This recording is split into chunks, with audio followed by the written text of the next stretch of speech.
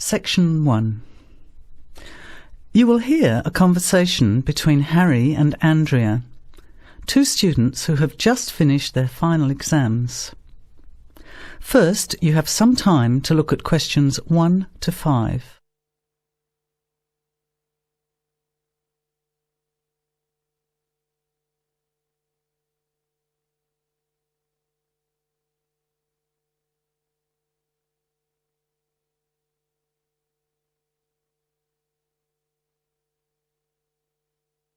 Notice that an example has been done for you. This time only, the conversation relating to the example will be played first. Hi Andrea, how are you feeling now that exams are over? It's fantastic to have finished, isn't it? And to sleep in every morning. What about you? The student is happy to have finished exams, so you circle B. Now, let's begin. Answer the questions as you listen. You will not hear the recording a second time. Listen carefully to the conversation and answer questions 1 to 5. Hi Andrea, how are you feeling now that exams are over? It's fantastic to have finished, isn't it? And to sleep in every morning. What about you? Well, I've been catching up on sleep too, but I've got a lot to do before I leave for England. Perhaps you could give me some advice. I've got a lot of things I can't possibly take back with me, but I don't know what to do with them. Well, it depends on what sort of things they are and whether you're thinking of giving them away or selling them. Well, almost everything. Furniture, the fridge and other kitchen stuff that I bought from the previous tenant. But the new people have already got what they need, so they're not interested in buying stuff from me. I can't afford to give it away, but I'm not sure how to sell it all. Oh, and there are some clothes and books as well. Why can't you take them? The books are really heavy. It's so expensive if you exceed the airline baggage allowance. And the clothes just won't all fit in my suitcase. It's amazing how much stuff I've accumulated since I've been here. Anyway, I don't think I'll need as many summer clothes in England as I have here in Australia. I see. Well, there are several alternatives. First of all, you could put up notices around the university about the books. You know, on the notice boards in the Student Union building and in the economics department. Anywhere second and third year students will see them. People are always keen to buy cheap textbooks. OK, what should I say on the notices? Just put the titles, authors and price you want, your name of course, and maybe put your phone number on those little tear-off tags. That's a good idea. And what about the furniture? You could try doing the same thing, but usually students are away all summer, so they don't want to buy furniture now. Another place to try might be a second-hand shop. Someone from the shop will usually come around and give you a free quote, and then you can decide. But you don't usually get much money for that sort of stuff. Before you hear the rest of the conversation, you have some time to look at questions 6 to 10.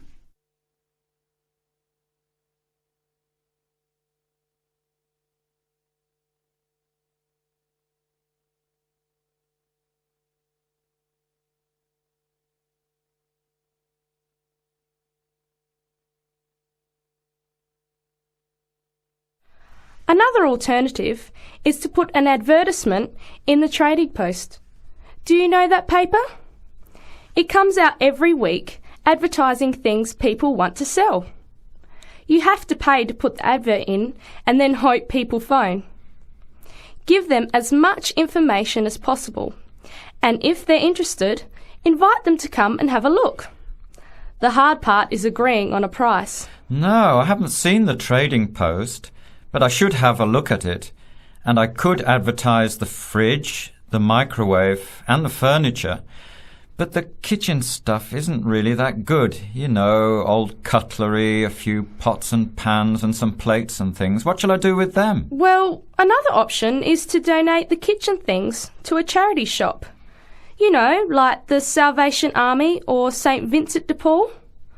Why don't you get a second-hand shop to give you a quote first? Yes, I could do that. Find out how much they'll give me and then decide whether to sell them or give them away. But I've still got the clothes. A charity shop will take them too, as long as they're in good condition. And even though you don't get any money, at least you know that someone who really deserves some help has benefited. That's a good point. I'll advertise the expensive stuff, the furniture, and donate the clothes and kitchen stuff. Let's go and buy a trading post and you can help me write the advert. Well, actually, I'm interested in buying the fridge and the microwave, depending on the price, of course. OK, let's see how good you are at bargaining. That is the end of section 1. You have half a minute to check your answers.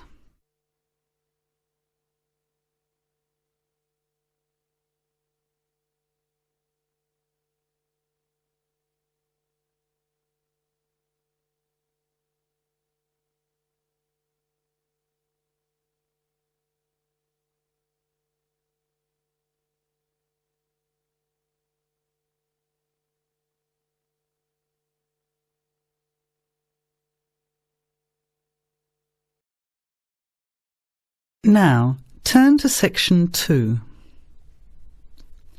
Section 2. You will hear a phone conversation giving information about a health and fitness centre.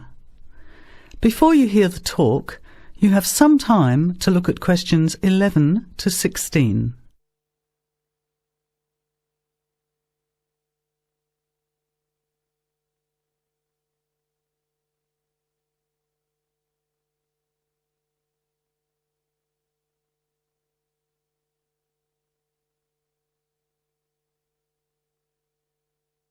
Now, listen carefully to the first part of the talk and answer questions 11 to 16.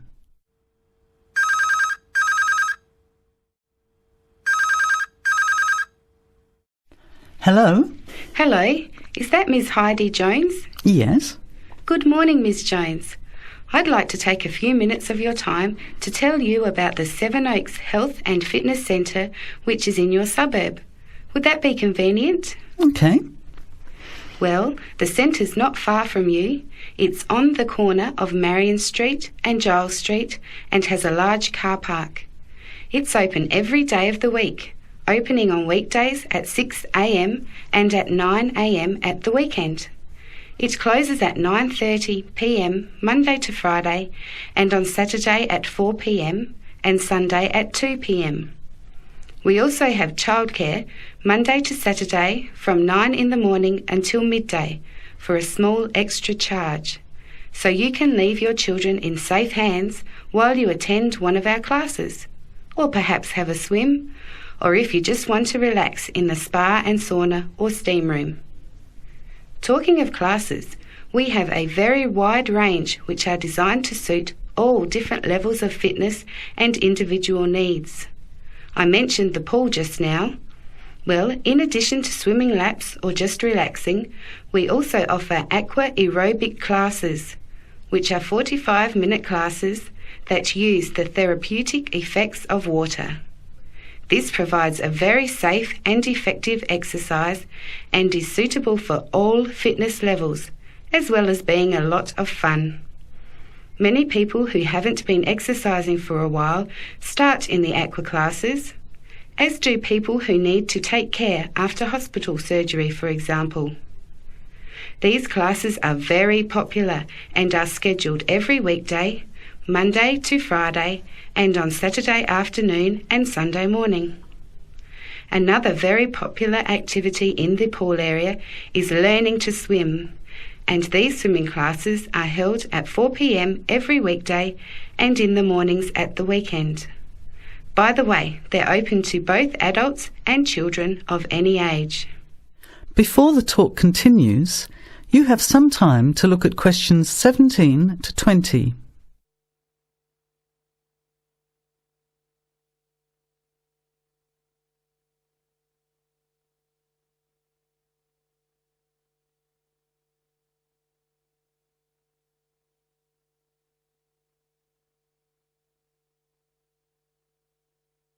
Now, as the talk continues, answer questions 17 to 20. Now, it would take too much of your time to tell you in detail about all our programs, as we have a very wide range of activities at different times.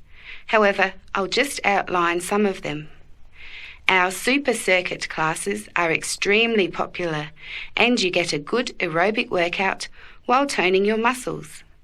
They're easy to learn, as you combine using hydraulic equipment with exercises guaranteed to give you a good cardio workout.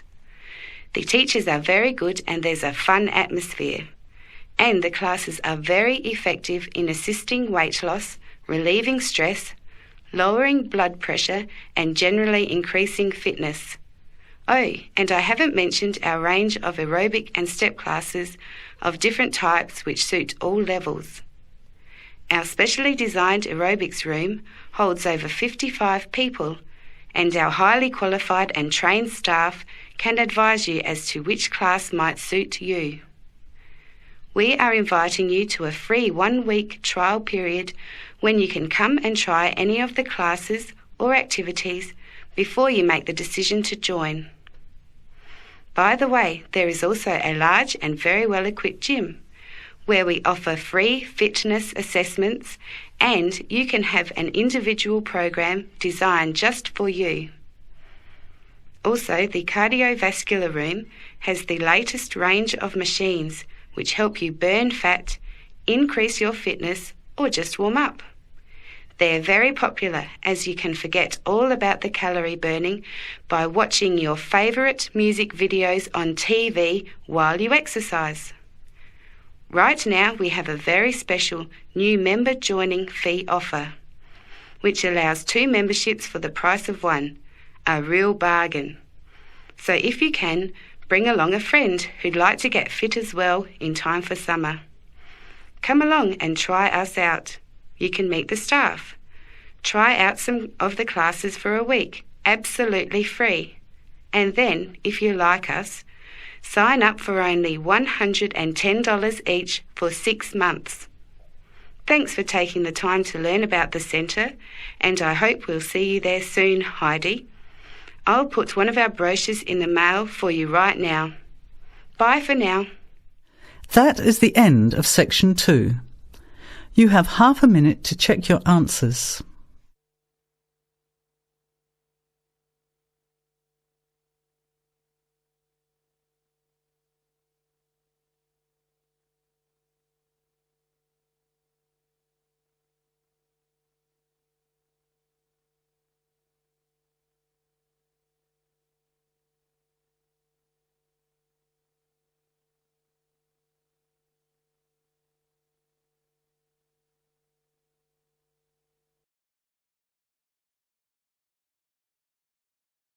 Now, turn to section 3. Section 3. You will hear 2 business studies students, Evelyn and Mark, preparing for a seminar presentation. Before you hear the conversation, you have some time to look at questions 21 to 25.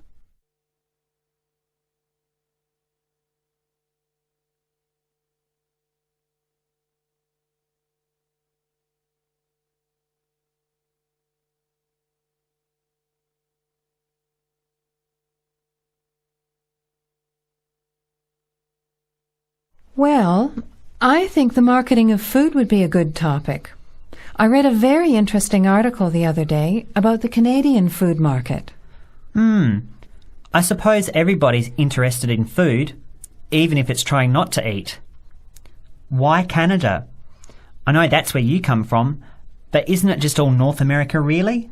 No, that's why I thought this article was interesting. Although lots of U.S. companies are well established in Canada, and vice versa, there are still subtle differences between the 2 markets.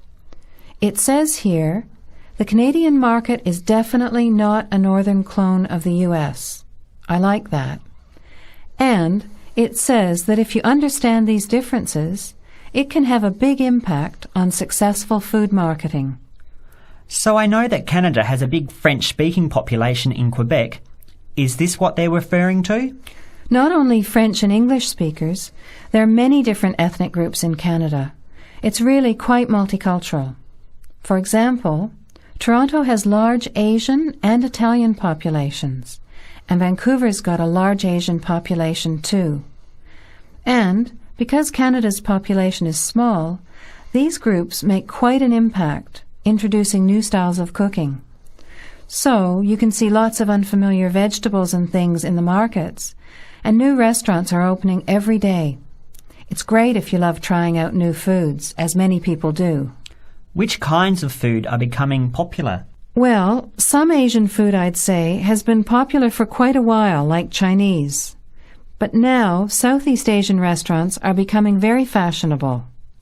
Then there's Mediterranean, of course, such as Greek, Italian, and so on. But Caribbean and Mexican food is really taking off among young people these days. So are the supermarkets starting to stock the ingredients that are needed to prepare these foods at home? You know, all those unusual condiments and sauces. Yes, that's right. It's quite interesting going to the supermarket, isn't it? And noticing how they're introducing sections for foods of different nationalities. You can buy quite exotic products locally these days. The article mentioned that 80% of the Canadian retail market is controlled by 8 major national supermarket chains, so that when they introduce changes, they can happen quite rapidly. Okay. Well, how are we going to organise this seminar then? I made some notes on the trends in the Canadian market, about changing tastes, and also patterns for where food is consumed. I thought maybe we could summarize it into a chart or table, and maybe use the overhead projector to present it. Good idea. Maybe I could have a look for similar trends and tastes in Australia and the UK for comparison. Let's have a look at what you found. Before the conversation continues, you have some time to look at questions 26 to 30.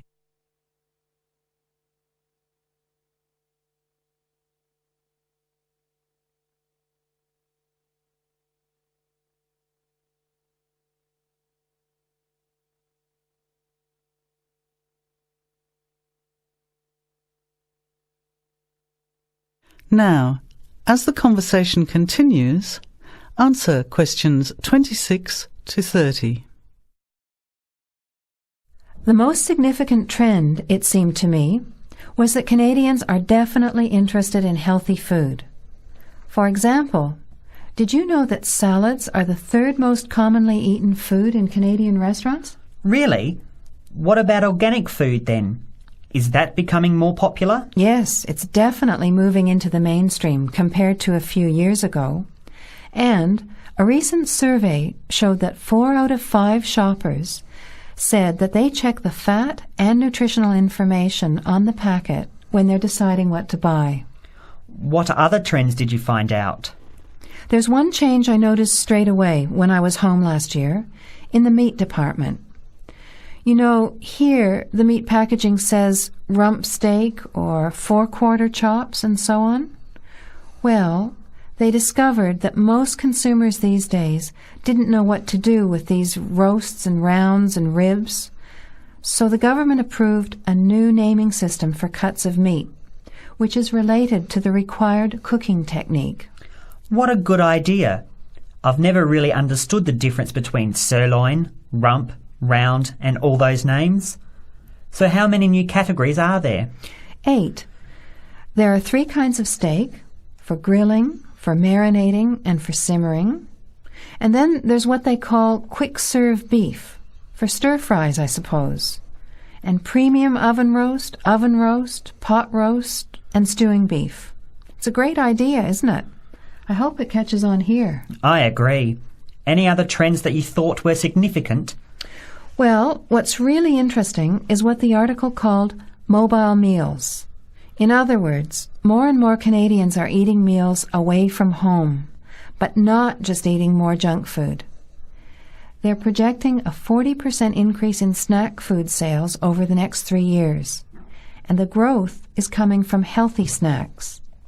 You know, the ones that have less cholesterol and fat, such as muesli bars, health food bars, and those types of products.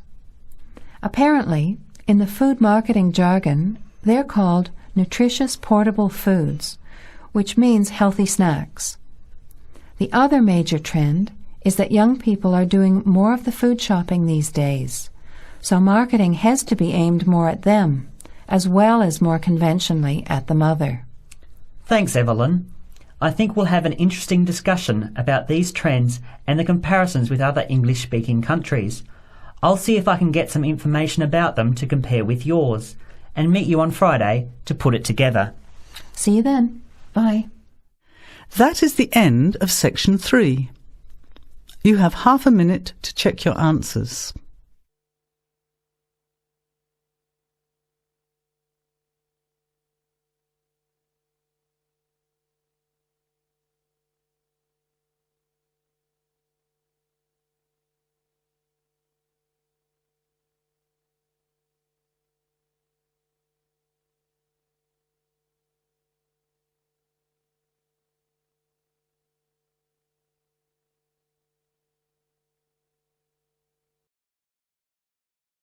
Now, turn to section 4.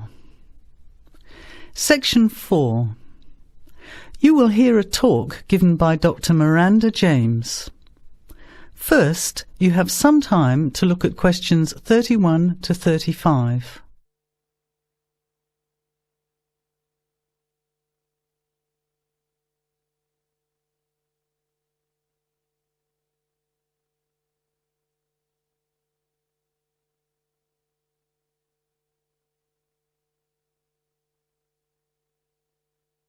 Now, listen carefully to the talk and answer questions 31 to 35. Good afternoon, everybody, and welcome to the first in a series of talks we have arranged for the Overseas Students Association this semester. Dr. James has very kindly agreed to speak to us today on the topic of public speaking, and judging from the large numbers of you here, it's clearly a subject of great interest and relevance. Dr. James. Hello.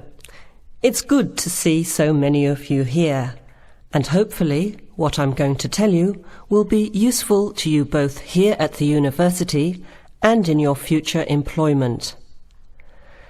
Many people avoid speaking publicly, by which I mean in front of, say, 10 or more people. Not because they lack the ability, but mainly because they lack confidence, which is really only due to lack of practice.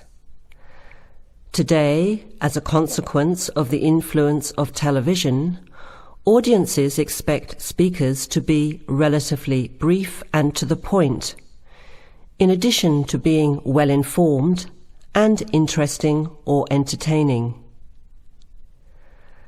Probably the most important part of public speaking is what you do beforehand, by which I mean preparation. This includes practical details, such as knowing precisely what your topic is and exactly how long you are expected to talk for.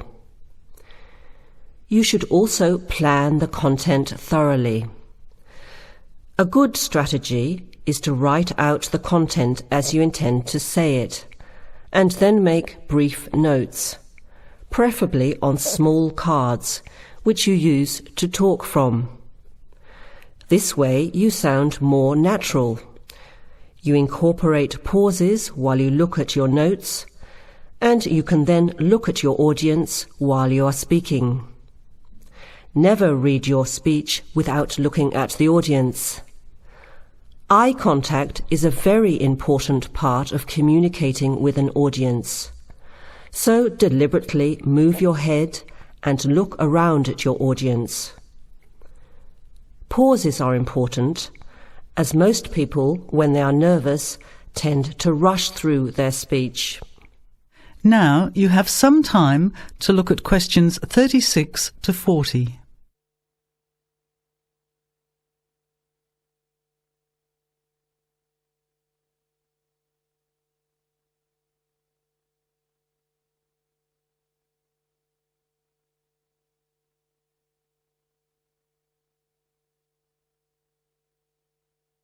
Now listen and answer questions 36 to 40. Practice speaking slowly. This gives you more time to pronounce your words correctly.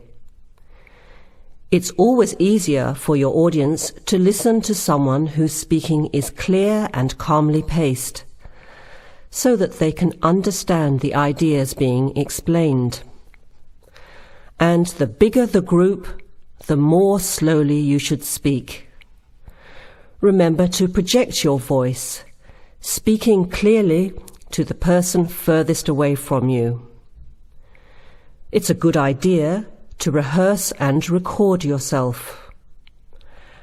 Pay attention to your intonation when you listen to yourself. It's even harder if you're speaking in a second language, I would imagine. But there's nothing worse than listening to a flat, monotonous voice. So try to vary your tone and rhythm. This will add meaning to your words. Lastly, pay attention to both your posture and your gestures. A confident person stands or sits in a small group with their head up, chin out, and shoulders back. Try to avoid scratching or fiddling with your hair or beard, or pens, jewellery, and so on. These movements can distract and irritate your audience. Yet you may be unaware of them yourself. Another reason for rehearsing, preferably with feedback from a friend, or better still, on video. I hope these few tips will make your experience of speaking in public a little easier. Remember, practice makes perfect. That is the end of section 4. You now have half a minute to check your answer.